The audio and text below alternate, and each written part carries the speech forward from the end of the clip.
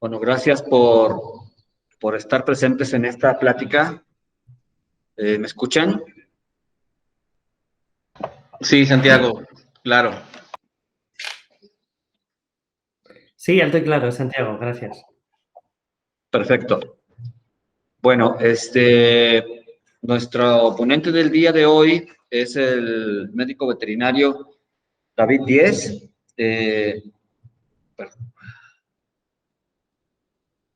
El médico veterinario David Díez, bueno, voy a hacer un resumen muy pequeño de dónde ha colaborado él. Ha participado como responsable de mataderos clasificados de canales, ha estado en el grupo Oblanca, ha sido responsable del matadero de aves de la industria alimentaria Cruzby SL y actualmente es gerente de veterinario en la empresa Biovet SA Laboratorios. El tema que va a ser tratado por el médico David es el síndrome de dermatitis y nefropatía. Pues bueno, sin más, le damos la bienvenida y pues bueno, adelante David, sin mucho más. Hola a todos, un placer estar aquí con ustedes esta tarde. Muchas gracias por uniros a esta charla que organizan BECAG. Un agradecimiento especial a Santiago Zúñiga y a Laura por la invitación a participar. Soy David Díez, soy responsable técnico veterinario en Biovet España. Y bueno, hoy vamos a hablar del síndrome de Sí, dermatitis ya nefropatía porcina. mejor, bajito, pero Hemos sí se escucha escogido ya. este tema porque es un Bueno, síndrome volumen, de Manuel, a tu manera recurrente durante muchos años. micrófono. Ha habido ciertas discrepancias Voy en a el iniciarla de origen, en la nueva cuenta. etiología y bueno, al afectar como buen síndrome a diferentes... Hola a todos, un placer estar aquí con ustedes esta tarde. Muchas gracias por uniros a esta Sí, ya se charla que escucha mejor, organizan BECAG. gracias. Un agradecimiento especial a Santiago Zúñiga y a Laura por la invitación a participar. Soy David Díez, soy responsable técnico veterinario en Biovet España y bueno, hoy vamos a hablar del síndrome de dermatitis nefropatía porcina. Hemos escogido este tema porque es un síndrome que lleva afectando al sector de manera recurrente durante muchos años.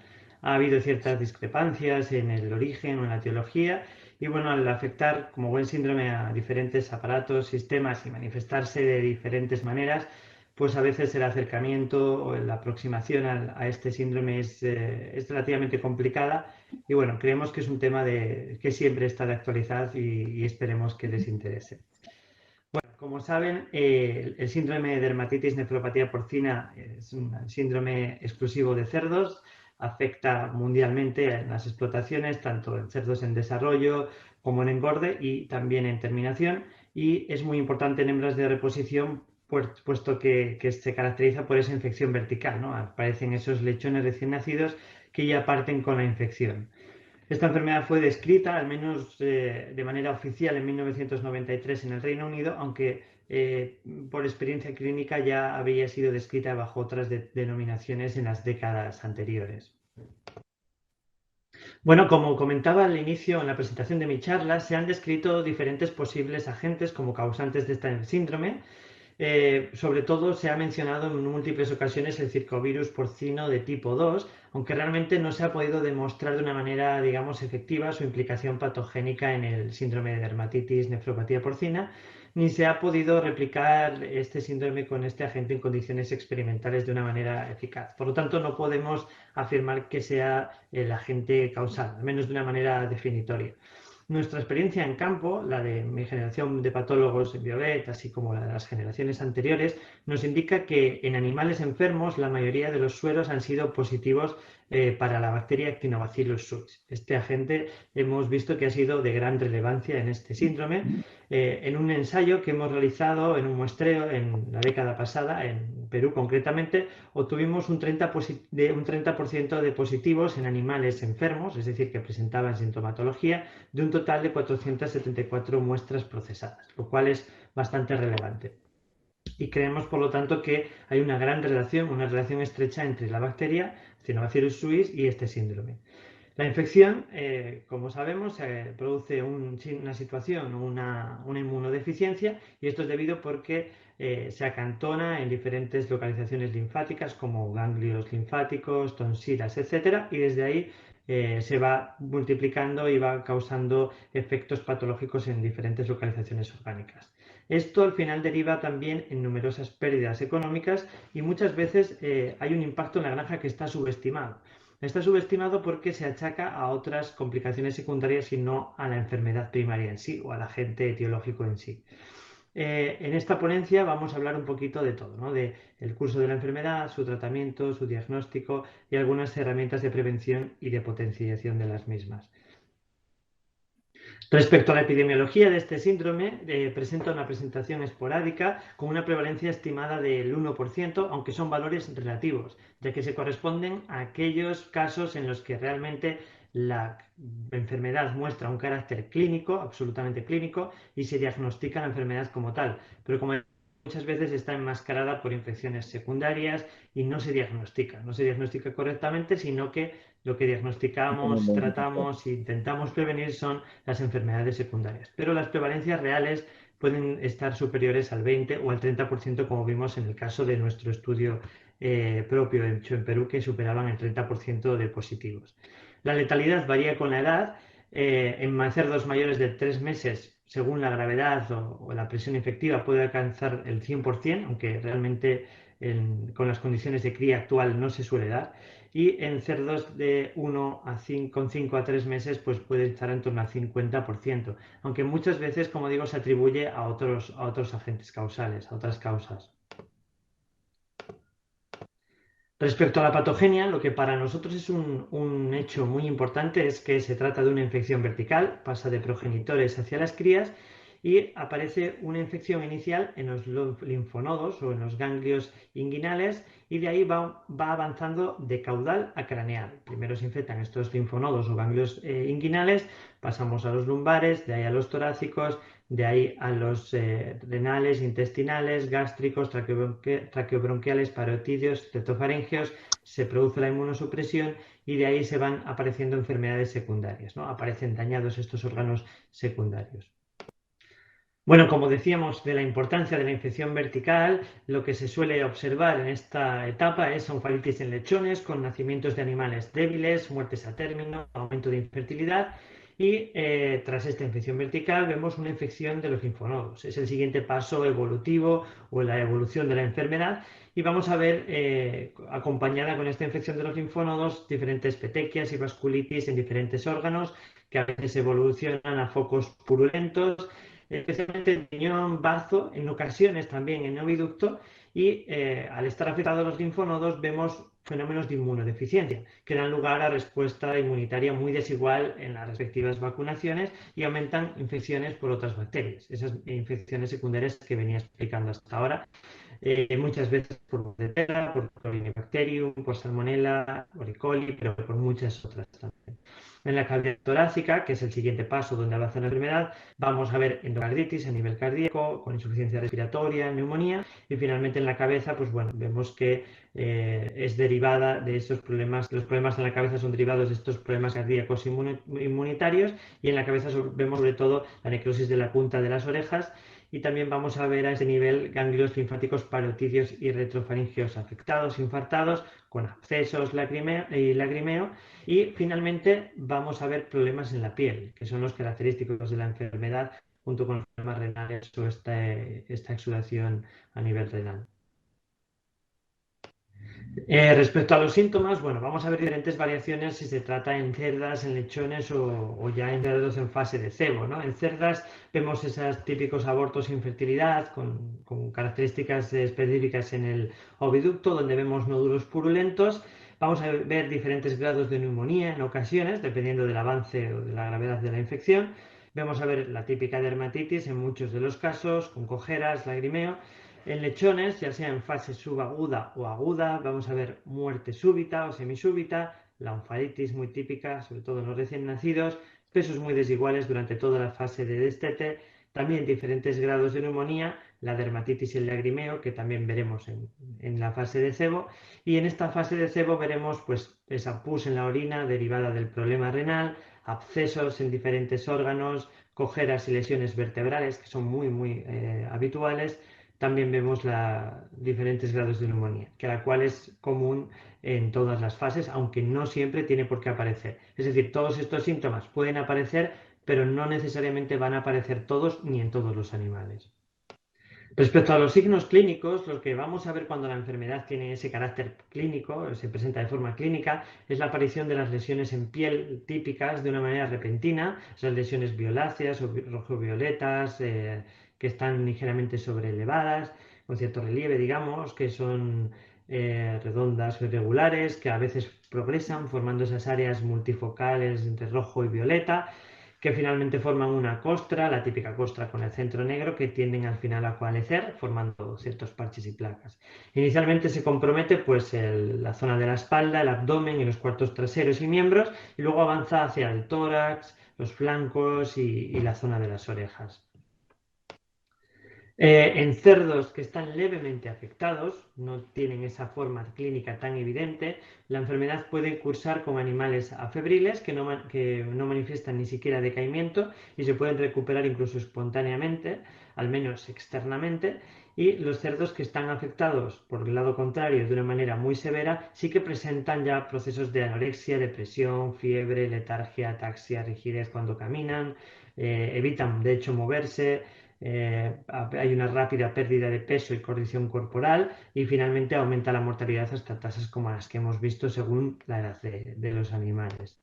Bien, en las siguientes diapositivas vamos a ver un poco el curso de la enfermedad, cómo avanza esta enfermedad, porque como decíamos, Actinobacillus sui se transmite por vía vertical y va afectando primero a la región caudal y de ahí va avanzando cranealmente. Inicialmente, por tanto, afecta al ombligo, causando diferentes grados de fibrosis con presencia de caseína y afectando o reduciendo el riego sanguíneo, lo cual repercute en el desarrollo de los lechones de manera significativa y va a hacer que incluso aparezcan en hernias umbilicales. En la imagen de abajo a la izquierda vemos esa onfalitis.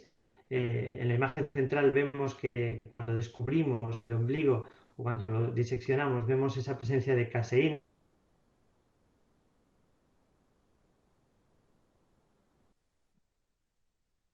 En la imagen de la derecha vemos esa desigualdad en los lechones. Como decíamos, la reducción del riego sanguíneo repercute en el desarrollo de algunos de estos animales. En la región inguinal, lo que vamos a ver en los días posteriores al nacimiento es cómo se van a afectar los ganglios linfáticos en esta zona. Estos ganglios linfáticos, como vemos en la imagen izquierda, se van a poder ver o se van a poder ver fácilmente, digamos, desde el exterior. Cuando los diseccionamos, vamos a ver que están infartados estos ganglios inguinales, pero también los de la cadena lumbar-aórtica a este nivel. Y la incidencia en las hembras va a aumentar de manera significativa. Posteriormente, la infección avanza hacia la región lumbar y también se van a ver infectados linfáticos, sobre todo a la altura de la convergencia de las arterias ilíacas con la arteria aorta. Esto se puede observar en la imagen de la derecha y también se pueden observar a este nivel petequias renales debajo de la cápsula. Esto es más fácil de observar cuando se separa la cápsula del riñón. Y en la imagen de la izquierda lo que podemos advertir es el ganglio inguinal infectado y también, sobre todo, destacar que están el primer par de ganglios lumbares inflamados a este nivel. También a este nivel lumbar o a nivel de la región lumbar, no solamente se van a infectar o afectar los ganglios, sino que vamos a ver que ya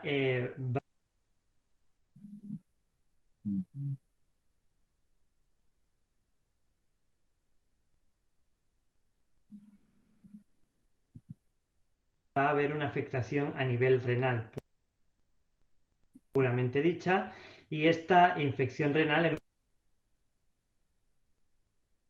ocasiones se evoluciona en forma de focos purulentos. Hay que destacar también, como vemos en la imagen, que cuando el ganglio regional del riñón está afectado, este va a aumentar de tamaño y además el riñón va a adquirir un aspecto pálido con una consistencia afectada, con muy poca consistencia, es decir, se va a producir una marcada nefropatía. Como decíamos, en el riñón se pueden observar petequias que están ocasionadas por esta llegada a la infección, como vemos en la imagen de la izquierda y en la imagen central, pero también vemos que aumenta el número de accesos a este nivel. A partir de la región lumbar, la infección sigue avanzando más cranealmente y alcanza la región mesentérica.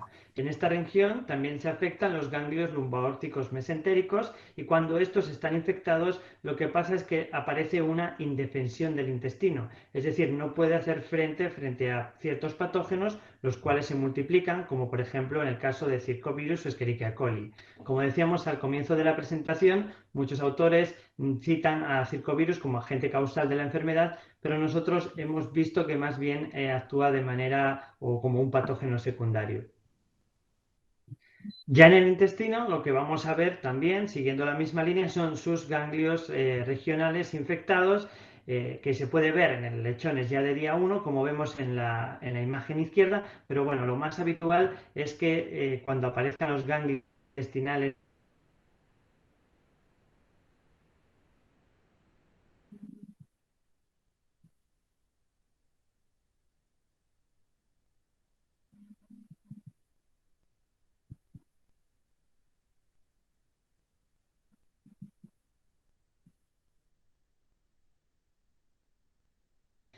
por lo tanto, unas semanas ya después del nacimiento puede observarse la infección o la inflamación de los ganglios linfáticos de la curvatura menor del estómago, que cuando podemos también necropsiar la curvatura menor de este órgano, vemos a este nivel ciertas úlceras, unas zonas ulceradas, y en el centro de cada una va a coincidir con un ganglio linfático infectado.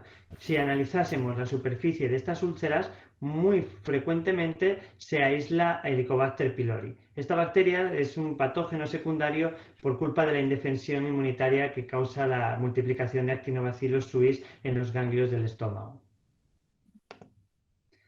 En esta imagen podemos ver esos ganglios estomacales infectados que van a causar, como decíamos, la indefensión de este órgano del estómago, pudiendo multiplicarse patógenos secundarios.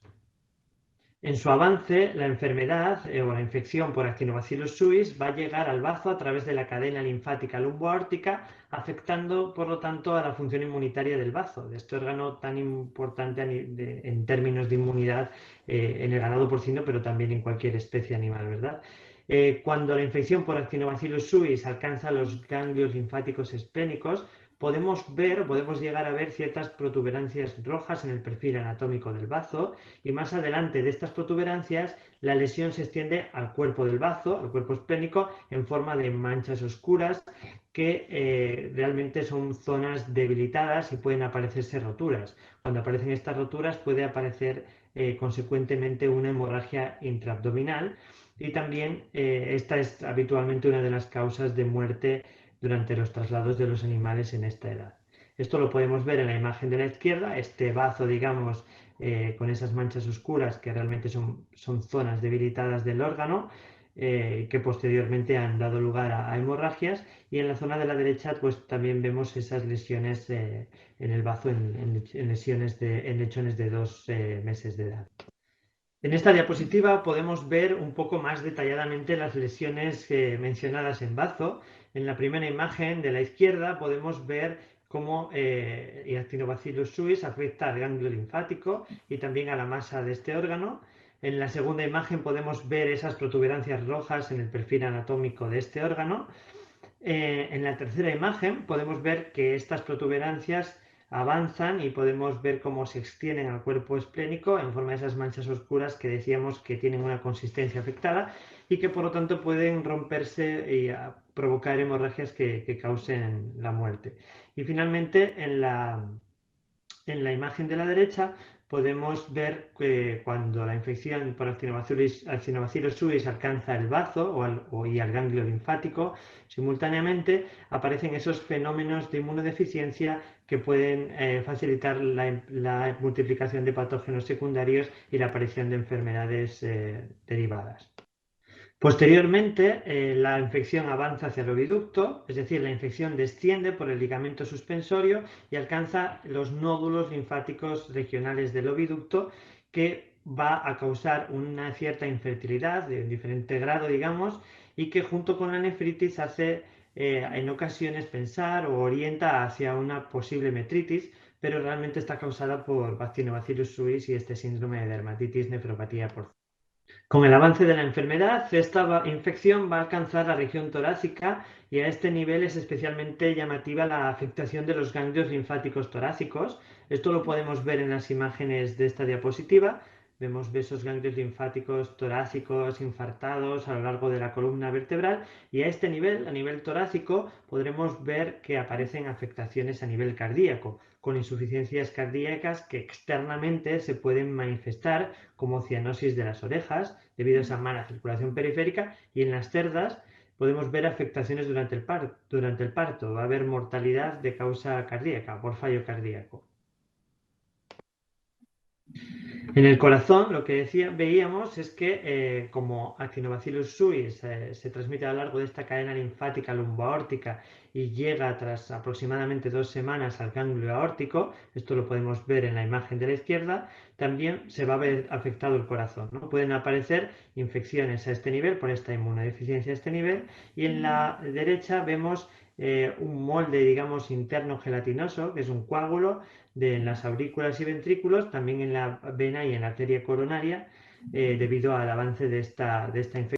Y como decíamos, relacionado con los problemas cardíacos, vamos a ver esa afectación en las orejas, porque cuando la infección por Actinobacillus avanza por la cadena lumboaórtica y afecta a las válvulas cardíacas, se producen fenómenos de coagulación, se producen esas masas de coágulos hacia las aurículas y hacia los ventrículos que dificultan la circulación sanguínea, se produce, digamos, insuficiencia cardiovascular y se produce cianosis que puede incluso causar isquemia y necrosis de la punta de las orejas, que obviamente no es exclusiva de este síndrome, simplemente hay que asociarla a este síndrome cuando va acompañado por muchos de los otros signos que hemos visto en esta presentación.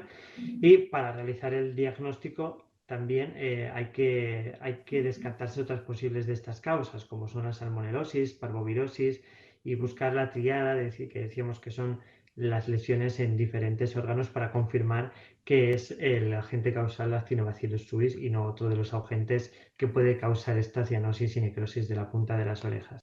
Podremos ver también pulmón y ganglios bronquiales afectados.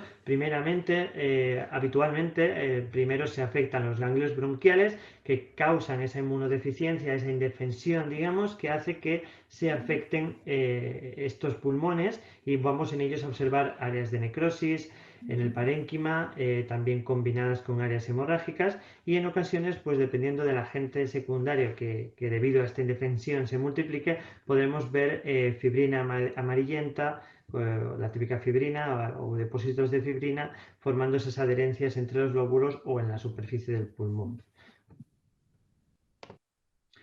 En la cabeza, cuando la enfermedad ya está muy avanzada, lo que vamos a ver inicialmente es la afectación de los ganglios parotídeos retrofaríngeos, cuando ya es el final del recorrido del avance de esta bacteria de Actinobacillus suis y alcanza este ganglio parotídeo y retrofaríngeo, lo que da lugar a procesos de otitis y de abscesos también a este nivel auricular. Como vemos en la imagen de la izquierda, vemos el ganglio afectado. A nivel externo también se ve, simplemente con palpación, e incluso a nivel ya visual se puede advertir. Y finalmente vamos a ver que a nivel ocular vemos que la conjuntiva va a producir una secreción excesiva, incluso a veces hemorrágica o sanguinolenta. Bueno, y finalmente en la piel, lo que es, digamos, el signo más llamativo que los granjeros sobre todo suelen advertir es esas lesiones típicas que comentábamos al inicio de la presentación, y es que debido a esa insuficiencia circulatoria que veíamos cuando la infección alcanzaba el corazón, junto con una hipersensibilidad cutánea que está causada por la inmunodeficiencia, va a generar que aparezcan dermopatías, es decir, la infección por Actinobacillus disminuye la inmunidad general o hace que haya una inmunidad errática de alguna manera, y hay una mayor reacción del epitelio a los agentes externos, produciéndose dermatitis incluso desde edades tempranas, pero en realidad puede aparecer a cualquier edad. Incluso podemos ver animales que cuando aparecen estas lesiones en la piel van a aparecer ya signos típicos de anorexia, postración, apatía y pérdida de peso bastante relevante. Las lesiones, aparte de las que hemos observado a nivel macroscópico, hay ciertos niveles microscópicos que hay que tener en cuenta y que son importantes muchas veces para el diagnóstico diferencial. Muchas de estas lesiones microscópicas están causadas por el depósito de inmunocomplejos en las paredes de los capilares y en el glomérulo renal. Es decir, hay un desorden inmunitario de hipersensibilidad de tipo 3, lo que decíamos esa inmunidad errática o esa alteración de la inmunidad que se producía. También vamos a ver que hay una vasculitis necrotizante, y esto lo podemos advertir en piel, pelvis renal, mesenterio y bazo. A nivel renal, lo que vamos a ver microscópicamente son glomérulos que están aumentados de tamaño, con el espacio de Bowman distendido y presencia de fibrina en el mismo. Vamos a ver presencia de células inflamatorias y eritrocitos a este nivel y fenómenos de fibrosis según el grado. Va a haber lo que se dice o se conoce como una glomerulonefritis necrotizante fibrinosa. En el caso de los linfonódulos vamos a ver una necrosis a nivel folicular o de tipo folicular y parafolicular con un infiltrado celular, y finalmente en la piel a nivel microscópico vemos necrosis en la dermis y epidermis con una degeneración fibrinoide acompañada de vasculitis necrótica y trombosis. Respecto a la inmunidad de esta enfermedad, como decíamos, al tratarse de una infección que tiene base o inicio en el sistema linfático, la inmunología del síndrome de dermatitis nefropatía porcina es errática. Es errática debido a que, como vemos, hay una reacción excesiva a agentes externos que se manifiesta con lesiones de la piel, o hay lo más común, que es la inmunodeficiencia, o también hay a nivel macroscópico depósitos de inmunocomplejos. Entonces, por eso decimos que es errática. Es más, cuando en una granja existe una fuerte incidencia o fuerte presión infectiva por Actinobacillus suis, además son frecuentes los fallos vacunales para vacunas que incluso son de excelente calidad, testadas y que en condiciones normales deberían funcionar perfectamente, como son algunas utilizadas comúnmente para Oyeski, parvovirosis, rinitis atrófica o mal rojo. Respecto a la fórmula leucocitaria, en los animales infectados va a estar alterada. Vamos a ver habitualmente, aunque como es una inmunidad errática esto puede variar, pero lo habitual es que los linfocitos se encuentren muy aumentados, mientras que el contenido o la concentración de monocitos, basófilos y eosinófilos generalmente estará en mínimos. El diagnóstico diferencial es muy importante en esta enfermedad. Como decíamos, es un síndrome, afecta al sistema linfático, pero va de caudal a craneal y va arrasando con todo lo que pilla, diciéndolo de una manera coloquial, ¿no? Afecta a todos los órganos relacionados a estos linfonódulos de todas las regiones. Por lo tanto, van a aparecer síntomas o signos o lesiones que van a estar también presentes en muchas otras enfermedades. Y entonces hay que prestarles mucha atención, especialmente a aquellas que comprometen la piel y que son muy habituales en ganado porcino. Algunas de las cuales que siempre tienen que tenerse en cuenta en el diagnóstico diferencial son la peste porcina clásica, la erisipela, la salmonelosis septicémica. La salmonelosis, digamos, intestinal no, pero la septicémica puede causar síntomas comunes con el síndrome de dermatitis nefropatía porcina, ciertos tipos de eritemas, deficiencias de zinc, que pueden también manifestarse con cierto parecido, no en todos los signos descritos, sino que en algunos, y muchas bacterias septicémicas que al final pueden causar sintomatología similar. Esto deberá orientarse según el área geográfica y las prevalencias. Por ejemplo, en Europa nosotros debemos diferenciar de la peste porcina clásica. En Estados Unidos y en Canadá es habitual tener que diferenciar de la salmonelosis septicémica. Pero como digo, va a depender del área geográfica de muchos otros factores. Como decíamos, algunas de las enfermedades son las que vemos en este cuadro adjunto, ¿no? La peste porcina clásica, la erisipela, la salmonelosis septicémica o deficiencia de zinc. Todas ellas comparten síntomas comunes o lesiones comunes. Como vemos, nosotros en Europa, la peste porcina clásica tiene prácticamente todas las lesiones que hemos descrito para el síndrome de dermatitis nefropatía. Pero la diferencia es la progresión de la enfermedad a nivel clínico. Obviamente, nunca es suficiente con hacer el diagnóstico a nivel clínico o con ojo clínico, sino que hay que hacer un diagnóstico laboratorial, pero tengamos en cuenta esto, ¿no? Que muchas de las lesiones o signos van a ser comunes con muchas de estas enfermedades. El diagnóstico presuntivo sí que lo podemos hacer basándonos en estos signos clínicos y en estas lesiones macroscópicas, sobre todo si tenemos la opción de ver diferentes generaciones de cerdos, de lechones, las reproductoras, e ir viendo ese avance de caudal craneal de la enfermedad y esa transmisión vertical. aunque es verdad que muchas enfermedades secundarias se pueden superponer y pueden obstaculizar el diagnóstico clínico. Los hallazgos, podemos decir que los altos valores de urea y creatinina en sangre y de humor acuoso indican fallo renal, y esto nos puede dar o ayudar un poquito en la orientación hacia el diagnóstico, sobre todo cuando vemos que está acompañado por esas lesiones en la piel y esa progresión a nivel de los linfonodos de caudal craneal.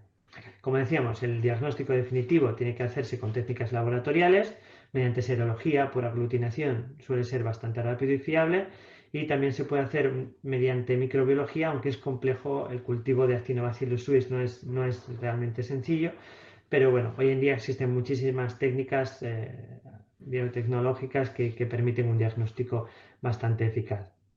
Para el diagnóstico definitivo también se puede utilizar las lesiones microscópicas junto con todas estas lesiones macroscópicas, curso de la enfermedad, etcétera, especialmente la glomerulonefritis fibrinosa difusa. Esto es muy constante en este síndrome de dermatitis nefropatía porcina y nos puede ayudar realmente al diagnóstico definitivo de la enfermedad.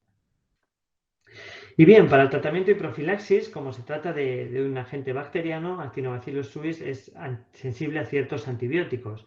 Principalmente es sensible a betalactámicos y quinolonas, la amoxicilina, el atronam, el ácido anhidríxico y la enrofloxacina. Nosotros hemos advertido que son particularmente activos o efectivos frente a esta bacteria, pero claro, depende del manejo de la granja, de las resistencias microbianas que se hayan podido desarrollar y de muchos otros factores. Por lo tanto, siempre se recomienda, si se puede, adaptar a cada condición de cada granja en particular.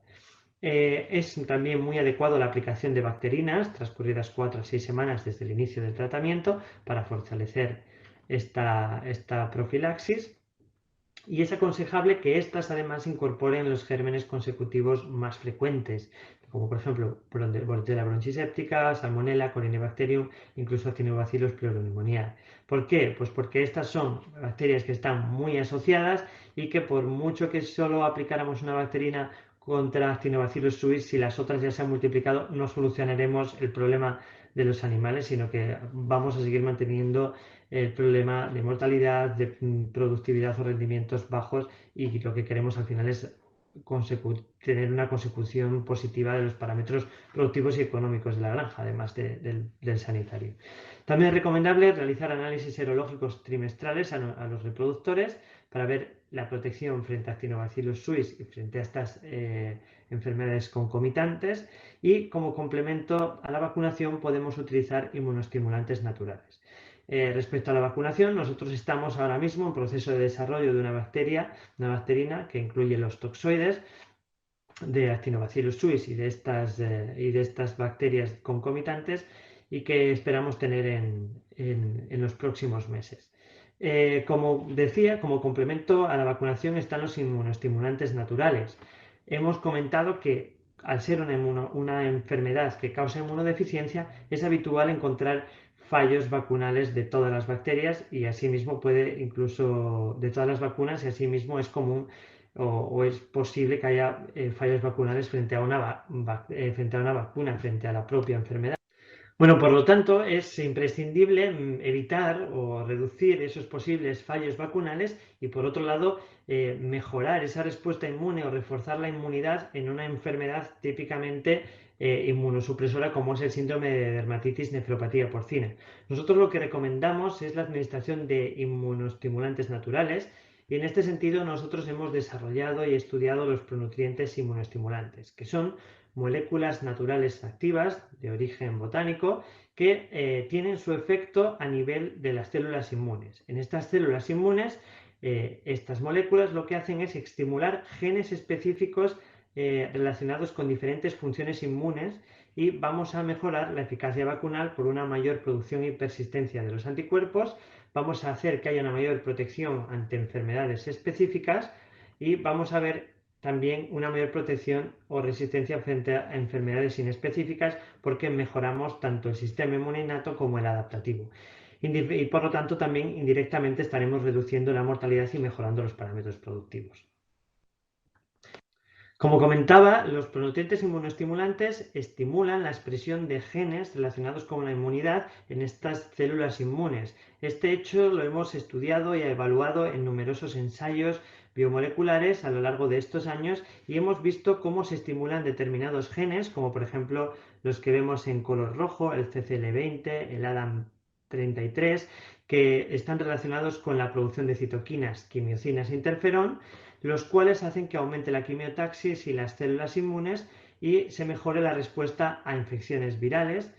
En el caso de los genes enmarcados en azul, como el RBMS3, que es el más significativo, así como el RHOV o el TTC36, estos están implicados en el ciclo celular, son genes proapoptósicos y supresores de tumores que contribuyen a la presentación de antígenos, los cuales están relacionados con una reducción de la carga tanto bacteriana como viral, perdón.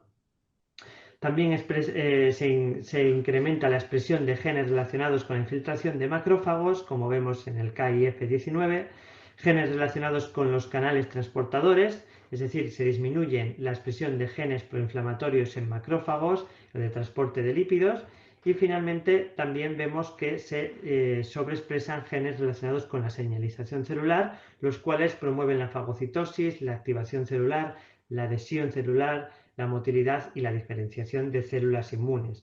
Toda esta, digamos, expresión hasta niveles fisiológicos de genes que son, digamos, esenciales para el mantenimiento de la inmunidad, va a hacer que al menos podamos paliar el efecto de este síndrome de dermatitis nefropatía porcina, que es un efecto inmunosupresor muy grande y que va a hacer que haya enfermedades secundarias que vayan a provocar esta disminución de los parámetros productivos, incremento de la mortalidad.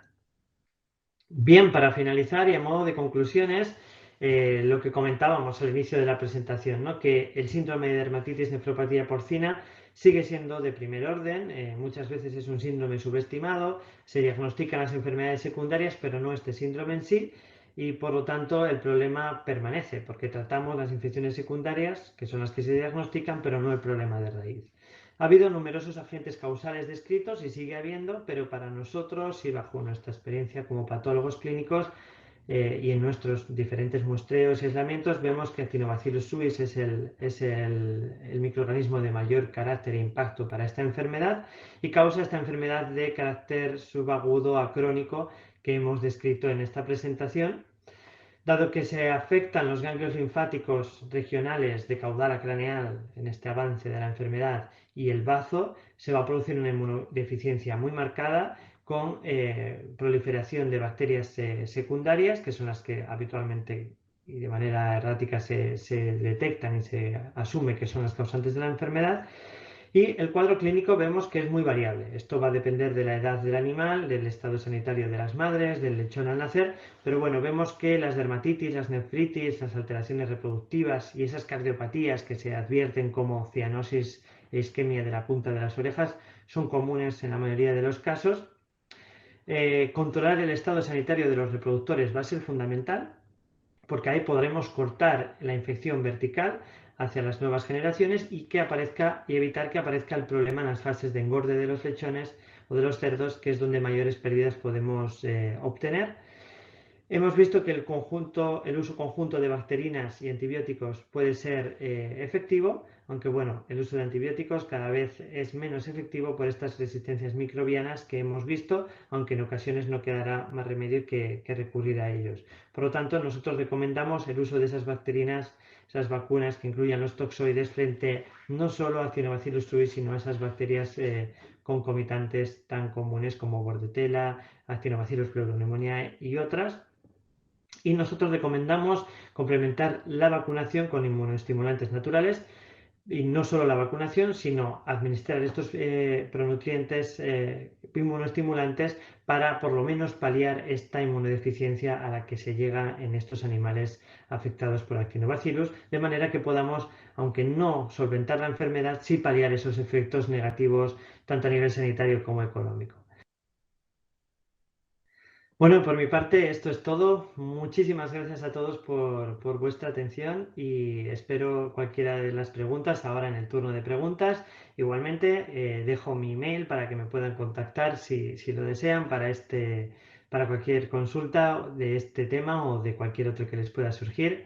Muchas gracias de nuevo a todos y también a la organización y quedo atento a sus preguntas. Un saludo.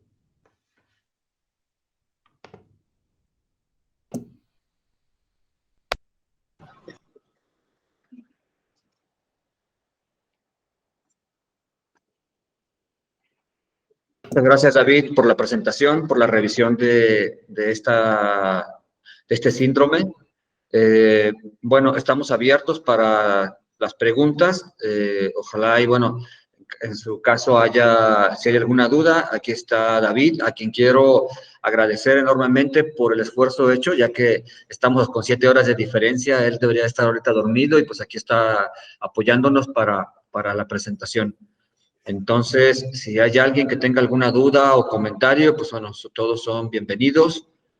Y pues bueno, no me queda más que esperar que alguien levante la mano, que nos diga si hay algún comentario o duda. Muchas gracias, Santiago, de nuevo por la invitación. Reitero el agradecimiento. Es un placer para mí estar hoy aquí, pese a la diferencia horaria. Cuando a uno le gusta lo que hace y lo que puede contribuir al sector, siempre es un placer poder contribuir con la humilde opinión y los humildes resultados y experiencia que hemos visto en campo a lo largo de estos años. Muy bien. Un comentario más es que la plática va a poder ser vista en nuestras redes. La plática en general está grabada, aparte de lo que nos envió David, y pues bueno, para quien quiera hacer una revisión posterior, estará disponible.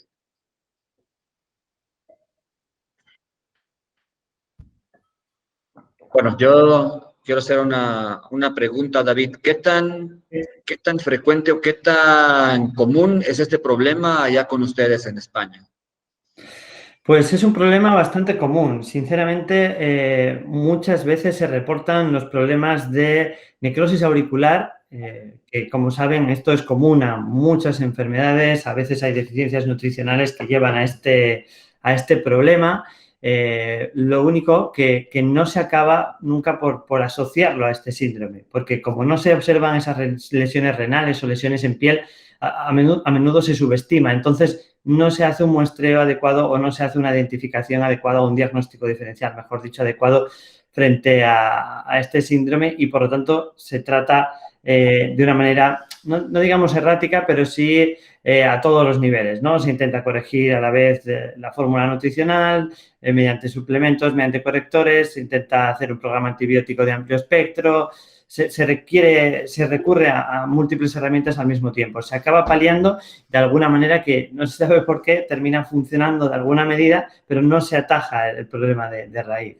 Nosotros, la experiencia nos da que las prevalencias son elevadas. En estos últimos años, pues sobre todo en la última década, entre 2010 y 2020, estarían en torno al 10%, 10-15%, pero de lo muestreado. Seguramente que en explotaciones más pequeñas esto podría incluso ser mayor. Muy bien. Tenemos una pregunta en el chat. Dice, ¿cuáles serían los principios activos dentro de los inmunoestimulantes naturales?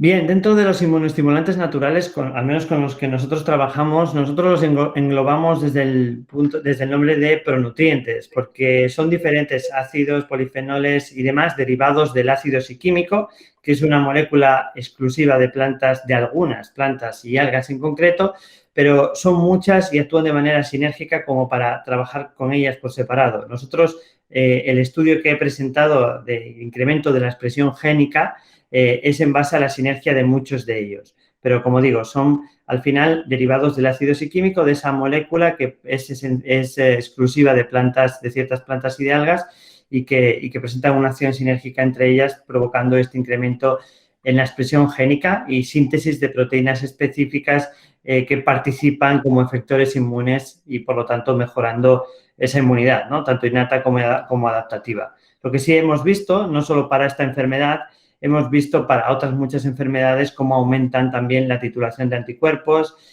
aumenta el número de animales positivos, de en diferentes vacunaciones y bueno, esto al final es debido a que mejoran o palían también los fenómenos de inmunosupresión o inmunodeficiencia. Gracias, David. Y gracias a Diego Rodríguez por la pregunta. ¿Alguna otra duda o comentario que nos quieran compartir?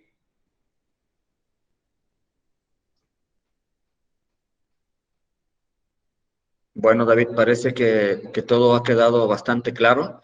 Insisto, la plática va a quedar grabada, la vamos a estar transmitiendo a través de nuestras redes y pues también cualquier duda, cualquier comentario pueden hacérnoslo llegar o igual si quieres compartir tus datos, David, para correos electrónicos, también se puede hacer, igual nosotros lo hacemos llegar a la gente que tenga alguna duda. A ver, tenemos otra pregunta del doctor Armando Sedano. Si estos animales fueron tocados por este síndrome, ¿pueden utilizarse para reemplazos? Bueno, es un tema delicado, ¿no? Normalmente, si se llega a identificar el síndrome, se llegan a tratar de manera exitosa y al final el lote, digamos, se recupera de alguna manera, sí se podría utilizar. Lo único que normalmente se hace en periodos ya tardíos y la recuperación es complicada, ¿no? No acaban de tener después una recuperación para, digamos, que pudiéramos permitirnos utilizarlos como reemplazos. Aparte, que puede que ciertas de las bacterias aún queden del agente causal, en este caso Actinobacillus, quede acantonado en esas localizaciones inmunes, tonsilas o ganglios linfáticos, y si los usamos para reemplazos, pues pueden ser portadores asintomáticos, lo cual puede llegar a suponer un riesgo. Muy bien. Al ser portadores asintomáticos, podemos, bueno, es un hecho que podemos perpetrar el problema para la progenie, entonces. Claro. Y es uno de los aspectos en los que he querido hacer mucho hincapié. Si se fijan, me he detenido mucho rato en el curso de la enfermedad. He dedicado muchas diapositivas porque esto es un hecho diferencial con otros síndromes que pueden ser muy similares en cuanto a síntomas. Decía que la peste porcina clásica puede presentar síntomas muy parecidos o lesiones o signos clínicos muy parecidos. La diferencia es la progresión de la enfermedad. Otras enfermedades pueden aparecer con un síndrome muy similar, pero proceder de una infección horizontal. En este caso, cuando ya partimos desde la oncefalitis y esa primera infección a nivel de los ganglios inguinales y vemos cómo avanza, ya vemos de la importancia que tiene esa transmisión vertical y, por lo tanto, el riesgo, como dices, de que pase a la progenie.